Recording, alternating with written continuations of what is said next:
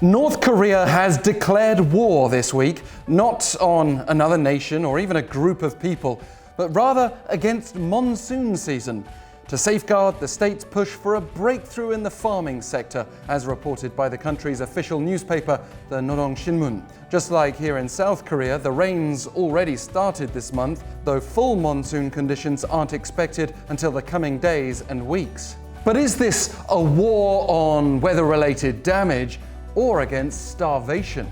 According to a recent Fitch Solutions forecast, the North Korean economy is set to contract 6% this year, which would be the biggest shrinkage since 6.5% in 1997 in the midst of its devastating famine known as the Arduous March. In terms of the hunger situation today, the United Nations' latest report on global food security estimates that nearly half of the North Korean population was malnourished between 2016 and 19, second only to Haiti worldwide. The UN Food and Agriculture Organization also designates North Korea as a food deficit country in need of external aid, and there's particular concern about the impact of border closures and disruptions caused by COVID-19, in addition to food scarcity at this time of year between May and August, when the previous harvest stocks are depleted.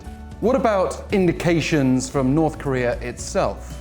It claims it had good harvests, but we know that the North was hit hard by typhoons and flooding last year. Yet North Korea's regime also remains bullish, refusing to relent on denuclearization despite the economic benefits on offer and turning away from any imminent talks with the US. It can be confusing. In addition to Pyongyang's attitude, we see images from Pyongyang of apparently well-fed, well-dressed people living what appear to be comfortable lives. And even outside experts who don't have a reason to buy into state propaganda are playing down concerns of a repeat of what happened in the 1990s. 38 North, the respected website dedicated to North Korea analysis, has described the country's food situation over the past year as somewhat difficult but not disastrous. Reports suggest that grain has been getting into North Korea from China and Russia, with the latter's grain exports to the north in April alone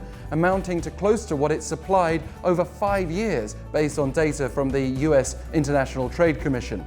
Russia has also been among the primary donors to the North via the World Food Programme under the UN this year, as the UN's Special Rapporteur on Human Rights in North Korea, Thomas Ohea Quintana, has publicly called for the UN Security Council to reconsider sanctions against Pyongyang due to alarming food insecurity. And we just heard last week how the UN has granted a temporary sanctions waiver to the US NGO American Friends Service Committee to provide humanitarian agricultural assistance to the North. So despite COVID-19 and sanctions, help is arriving, and it will be interesting to see how this affects the North's position on diplomatic engagement going forward. We can only hope that all that assistance reaches the people who need it most.